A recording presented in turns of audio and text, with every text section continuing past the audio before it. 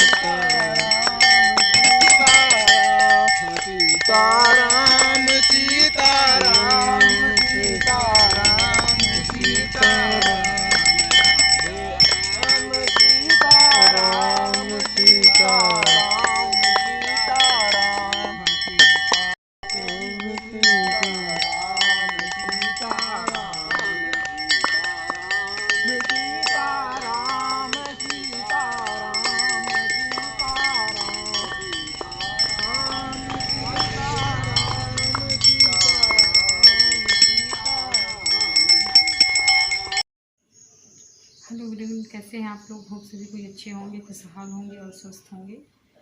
और मेरे ब्लॉग्स नहीं आ पा रहे हैं इस टाइम पे, कंटिन्यू नहीं हो पा रहा है मेरे से। वीक में 1 या 2 या फिर वीक में भी नहीं आ पा रहे हैं मेरे, क्योंकि सबको मालूम है वीडियो पहले मैं अपलोड कर चुकी हूँ, तो और मन भी नहीं करता है वीडियो अपलोड करने का। और मेरे पापा की तबीयत भी अच्छी नहीं है मेरे, और खुद का मन नहीं अच्छा है मेरा, क्योंकि जिससे हम अपना दुख सुख बांटते थे वो है नहीं। और किसी दिन बहुत ज़्यादा उलझन होने लगती है, क्योंकि ससुराल में सिर्फ एक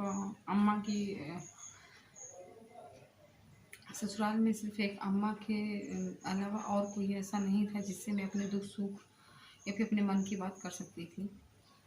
और ये सच है कि रहते हुए कदर नहीं करता है कोई, ना जाने के बाद तो कदर ही कदर है फिर। और आज बहुत ज़्यादा घुटन हो रही थी, मुझे बहुत ज़्यादा घुटन हो रही है। आज ऐसा लग रहा था कि शायद अम्मा होती तो शायद जो मन में है बातें वो मैं उनसे शेयर कर पाती, या फिर उनसे फ़ोन लगा के मैं आज उलझन बहुत हो रही थी, क्योंकि पापा की भी तबीयत सही नहीं है।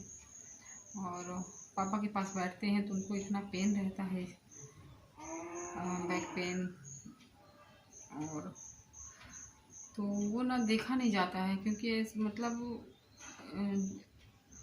माँ बाप ने हमें ना बचपन में एक छोटा सा कांटा भी लग जाता था ना, तो बड़े अच्छे से सहेज के रखते थे हम लोगों को। और आज हम लोग जो हैं तो बस उनको ऊपर से देख के, और मतलब एक मन को ढाढ़स बंधाने के अलावा और कुछ नहीं कर सकते हैं उनका, ना दर्द नहीं बांट सकते हैं, क्योंकि दर्द उनको झेलना पड़ रहा है। और वो दर्द अपनी पुरानी यादें या फिर बचपन की बातें याद आ जाती हैं कि अगर हमको थोड़ा सा दर्द हो या वो तो माँ बाप एक कर देते थे। तो कोशिश हम लोग भी कर रहे हैं, लेकिन वो दर्द नहीं बांट पा रहे हैं उनका, और बहुत कष्ट हो रहा है इस सब चीज़ों से।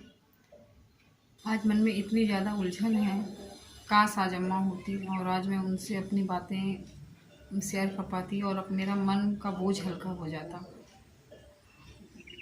जितने खुलकर के बातें मैं अपनी अम्मा से कर लेती थी, उतनी बातें खुल के तो मैं आज तक मिश्रा जी से भी नहीं कर पाती।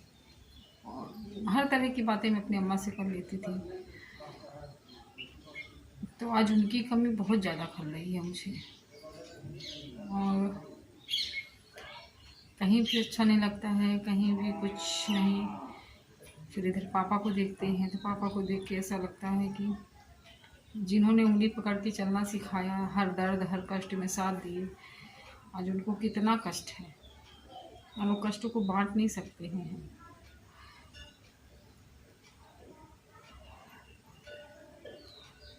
वो बोलते हैं ना, हर व्यक्ति को समझने वाला कोई इंसान चाहिए, तो वो समझने वाला इंसान माँ बाप ही होते हैं, जो बच्चों के हर बात को बगैर बोले समझ जाते हैं।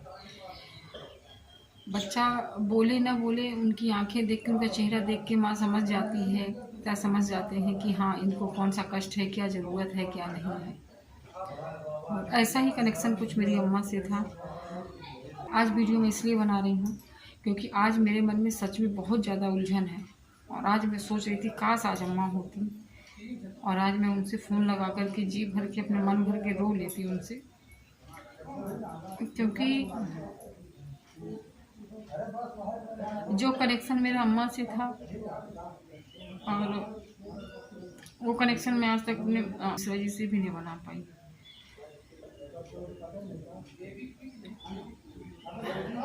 तो आज लग रहा था कि आज होती अम्मा तो आज मैं अपने मन की बात बताती। और ये ज़रूर है कि जो इंसान होता है उसकी कदर कोई नहीं करता है। ना होने के बाद फिर दुनिया भर के ढकोसले होते हैं।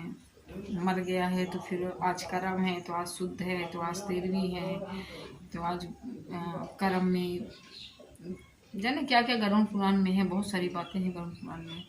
फिर उसको सोना भी देना है, चांदी भी देना है, पलंग कुर्सी टेबल सब कुछ देना है। जीते जी अवेलेबल नहीं कराएंगे उसको, जीते भी नहीं देना है, लेकिन मरने के बाद सब कुछ देना है। तो ये परंपरा है हमारे यहाँ की कि इंसान अगर जीते जी आपसे कोई चीज़ मांगे ना 10 दफ़ा तो आप उसको चीज़ नहीं देंगे, लेकिन वो मर गया है तो जो चीज़ उसने मांगी होगी वो उसको वहाँ पे दी जाएगी कर्म में, तो उसकी आत्मा को शांति मिल जाए ताकि परेशान करने ना आए घर।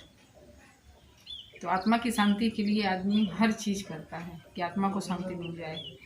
और जीते जी अगर आपने उसको दे दी होती, उसका मन खुश हो जाता, तो वो काम नहीं करते हैं कि मन की खुशी के लिए भी कोई काम कर दें कि मन खुश हो जाए, दिल खुश हो जाए, कुछ ऐसे काम भी कर दें। लेकिन नहीं, ऐसा नहीं होता हमारे समाज में।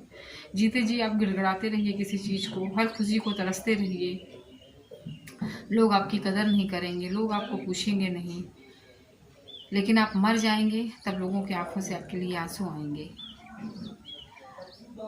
फिर लगेगा कि एक बार सामने आ जाए तो हम उनको देख लें, तब फिर हर रिश्ते उभर के आएंगे। वो मेरी अम्मा थी, वो मेरी सास थी, वो मेरी माँ थी, हर रिश्ते। कुछ के रियल में आंसू निकलेंगे, कुछ के झूठे आंसू निकलेंगे, ऐसा हो जाता है। तो आज मैं थोड़ा सा उलझन में थी, मेरे मन में आज उलझन चल रही थी, क्योंकि आज सुबह से अच्छा नहीं लग रहा था मुझे भी, और पापा को देख के थोड़ा सा उलझन होने लगती है, क्योंकि पापा की तबीयत अच्छी नहीं है। और तो आज लग रहा था कि अगर मेरी बातों को कोई सुनने वाला होता तो शायद मैं उनसे कुछ अपनी बातें बता पाती। और मेरी बातों को सुनने वाला सिर्फ मेरी अम्मा थी। वो हर तरह की बातें उनसे शेयर कर लेती थी और हर तरह की बातें मैं उनको बता भी लेती थी, लेकिन आज कोई नहीं है और मुझे सुनने वाला भी कोई नहीं। तो चलिए यही से वीडियो को अपने एंड करती हूँ। और जो स्टार्ट में जो क्लिप्स हैं वो हमारे पापा का जब ऑपरेशन चल रहा था दिल्ली में, तो हम लोगों ने मन्नत रखी थी और मेरे बड़े भाई ने मन्नत रखी थी, सभी ने घर में मन्नत रखी थी। हनुमान जी का मंदिर है यहाँ, तो घर से मतलब लेट करके परिक्रमा करने की उनके दरवाजे तक। तो वही जब पापा का ऑपरेशन हमारे सक्सेस हो गया, तो वही मेरा बड़ा भाई, और मतलब मेरे से छोटा है लेकिन बड़ा है दोनों भाइयों में से वो, तो यहाँ से दरवाजे से, हमारे घर के दरवाजे से हनुमान जी के मंदिर तक, वहाँ तक वो लेट करके परिक्रमा, मतलब उसको परिक्रमा बोलते हैं। तो वो परिक्रमा बदी थी उन्होंने, तो वो तुरंत जैसे ऑपरेशन सक्सेस हुआ तो भाई ने वो तुरंत अपनी जो मन्नत रखी थी उसको कंप्लीट किया। वो एक क्लिप्स थी मेरे पास छोटी सी, तो मैंने सोचा उसको शेयर कर लेती हूँ ताकि वो हमेशा के लिए मेरे पास याददाश्त के रूप में रहे। और बस यही कहना चाहूँगी और कुछ नहीं। तो चलिए वीडियो को यहीं से एंड करूँगी और मिलूँगी आपसे नेक्स्ट ब्लॉग में। और वो ब्लॉग कब आएगा, कितने टाइम के बाद आएगा, ये कुछ बोल नहीं सकती हूँ अभी, क्योंकि ब्लॉग कोई शूट करने का भी मन करता नहीं है, क्योंकि अभी मम्मी के यहाँ हूँ। क्योंकि अभी मैं मम्मी के यहाँ हूँ तो ब्लॉग कोई शूट करने का मन नहीं करता है। और जब कभी छोटी छोटी क्लिप्स अगर मेरे पास हो जाती हैं तो उसको मैं ऐड करके ज़रूर आपके साथ शेयर करूँगी। और कंटिन्यू अभी ब्लॉग नहीं हो पाएंगे मेरे, तो देखती हूँ ब्लॉग कब से कंटिन्यू कर पाऊँगी मैं। पापा की तबीयत ठीक हो जाए इसके बाद फिर देखेंगे, मन थोड़ा सा अच्छा लगने लगे इसके बाद सोचूंगी ब्लॉग के लिए।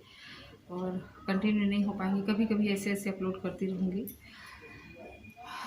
और चलिए फिर मिलूँगी आपसे नेक्स्ट ब्लॉग में।